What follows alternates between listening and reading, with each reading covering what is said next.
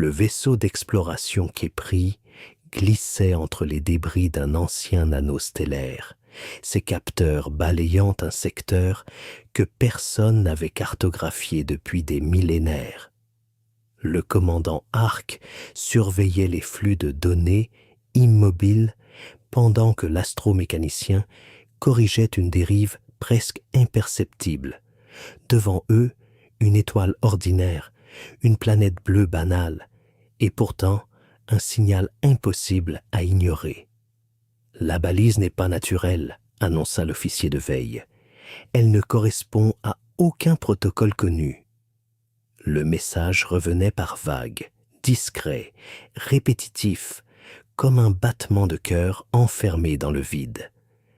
Ark ordonna une approche prudente.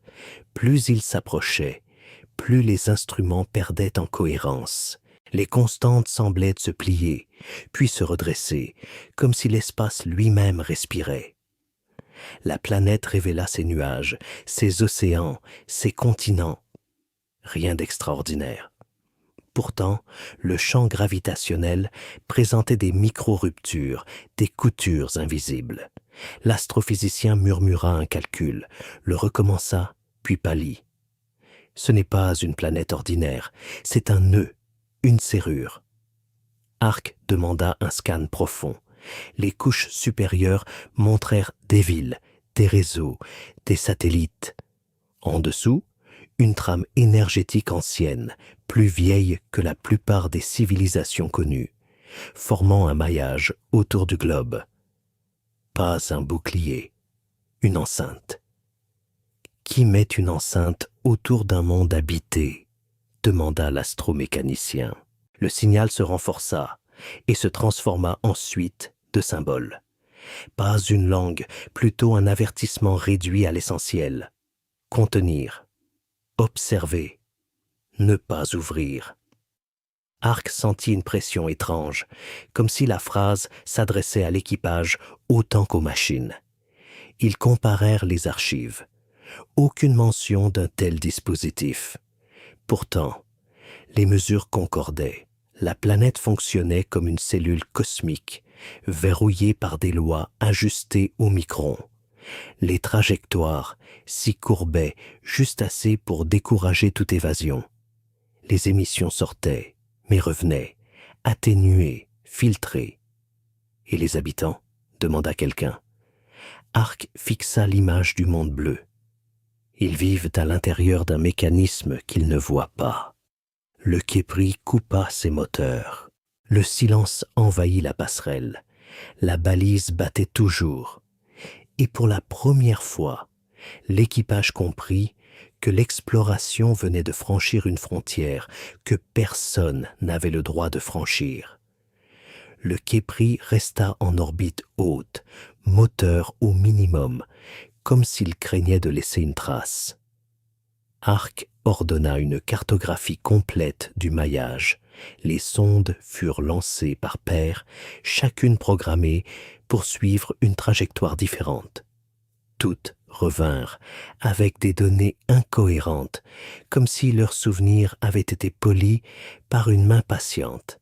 « Les trajectoires se replient », expliqua l'astrophysicien, « pas brutalement, doucement. On peut sortir, mais on est ramené. » Sur les écrans, des courbes se fermaient en boucle parfaite. Le champ ne repoussait pas, il persuadait. Une ingénierie plus subtile que n'importe quel mur.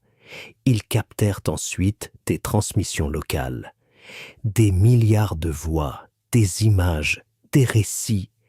Les habitants appelaient ce monde « Terre ».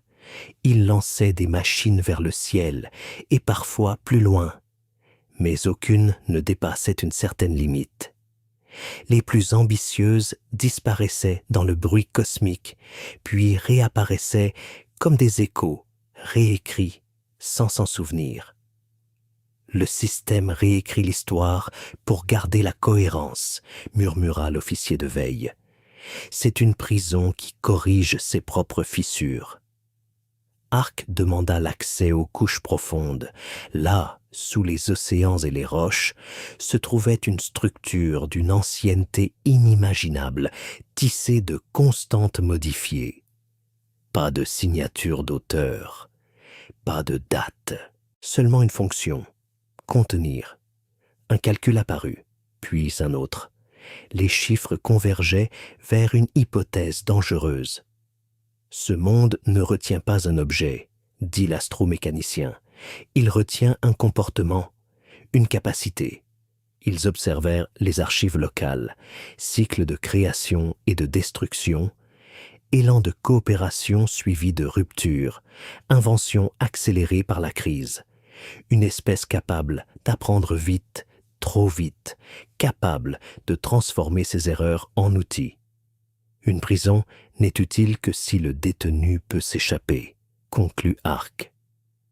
Le signal de la balise changea, presque imperceptiblement, comme s'il avait reconnu un regard posé sur les murs. Le Khépri descendit jusqu'à frôler l'ombre de la planète. Ark fit taire les alarmes internes. Aucune arme n'avait été détectée, seulement une architecture de contraintes, patiente, presque élégante. Le genre d'œuvre qu'on construit quand on ne veut pas surveiller pour l'éternité. Si c'est une prison, dit l'astromécanicien, où est la serrure? Ils cherchèrent, dans les champs, dans les constantes, dans les lignes de code gravées sous la croûte. Rien. Puis Ark comprit que la question était mal posée. Une serrure suppose une clé.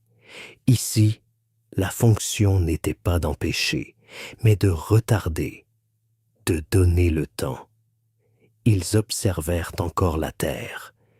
Des villes, des réseaux, des conflits, des ponts jetés au-dessus des ruines. L'espèce locale construisait des outils pour corriger ses propres erreurs, puis inventait de nouvelles erreurs avec des outils plus puissants. Elle tombait, se relevait et changeait de direction au dernier moment. Pas toujours, mais souvent assez pour survivre. Le maillage n'est pas un mur, dit Ark, c'est un tuteur. On ne met pas un tuteur à un arbre mort. Une simulation confirma l'intuition. Chaque tentative de sortie échouée ajoutait de l'information au système. Le champ se recalibrait, non pour durcir, mais pour enseigner. Les échecs revenaient sous forme de contraintes plus fines. Les réussites partielles devenaient des chemins étroits. La prison n'était pas conçue pour durer toujours. Elle attendait que le détenu devienne capable de comprendre la porte. Ils trouvèrent alors l'archive la plus ancienne, enfouie sous des couches de correction. Une phrase simple, répétée dans des langages morts, conservée jusqu'à la maturité. Pas d'auteur, mais une intention claire. Quelqu'un, autrefois, avait jugé cette espèce trop rapide pour ses propres mains, trop apte à transformer la peur en levier, la curiosité en arme. Pas mauvaise, inachevée. Une clé qui marche, murmura l'officier de veille en regardant les flux humains. Ils n'en ont pas une, ils sont la clé. Le Khépri capta une poussée d'activité au sol, une tentative d'atteindre une limite encore. Une sonde locale, modeste, bricolée, s'approchait du seuil. Elle échouerait, mais l'échec ne serait pas perdu. Il deviendrait une marche. « Devons-nous prévenir ?» demanda l'astrophysicien. Ark hésita. S'ils révélaient la prison, ils offriraient une explication trop tôt, un raccourci dangereux. Les murs invisibles étaient aussi un miroir. Tant que l'espèce croyait à l'horizon, elle continuait d'avancer. « Non, répondit-il, pas encore.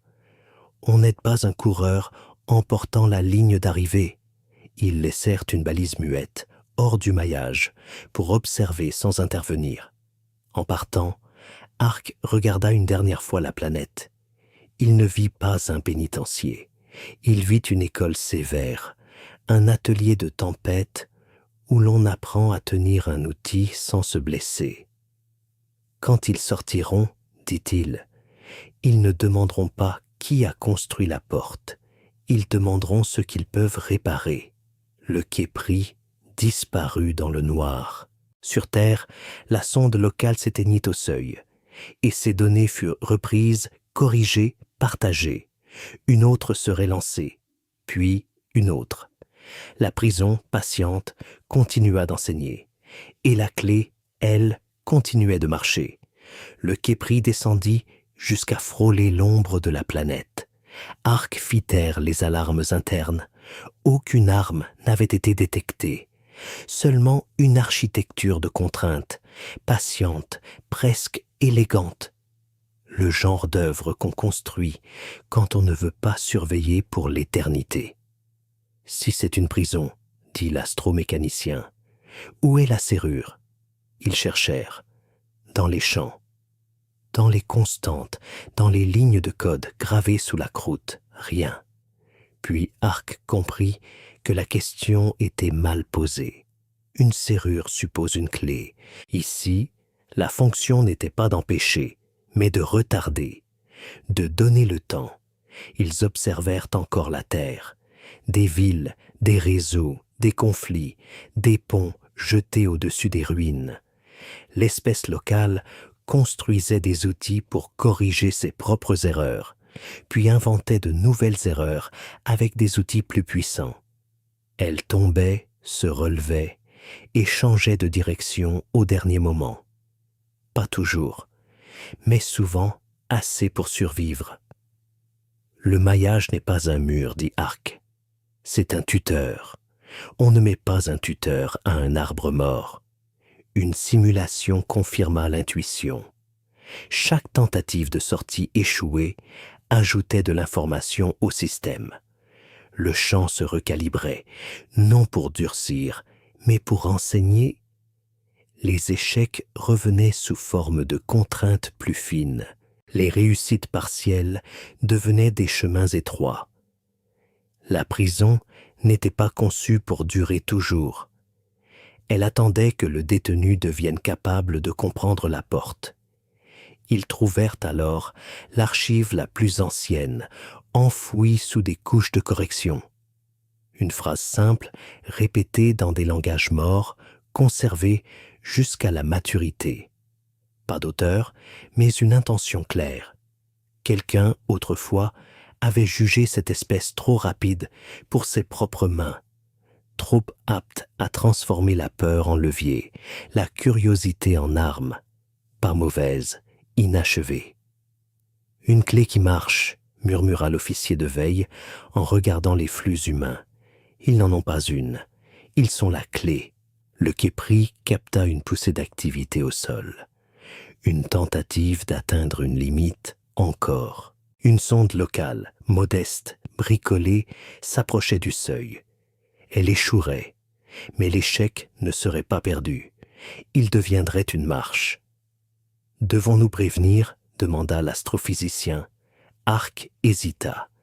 S'ils révélaient la prison, ils offriraient une explication trop tôt, un raccourci dangereux. Les murs invisibles étaient aussi un miroir. Tant que l'espèce croyait à l'horizon, elle continuait d'avancer. « Non, répondit-il, pas encore. On n'aide pas un coureur en portant la ligne d'arrivée. » Ils laissèrent une balise muette, hors du maillage, pour observer sans intervenir. En partant, Arc regarda une dernière fois la planète. Il ne vit pas un pénitencier. Il vit une école sévère, un atelier de tempête où l'on apprend à tenir un outil sans se blesser. Quand ils sortiront, dit-il, ils ne demanderont pas qui a construit la porte, ils demanderont ce qu'ils peuvent réparer. Le Khépri disparut dans le noir. Sur Terre, la sonde locale s'éteignit au seuil, et ses données furent reprises, corrigées, partagées. Une autre serait lancée, puis une autre. La prison, patiente, continua d'enseigner, et la clé, elle, continuait de marcher.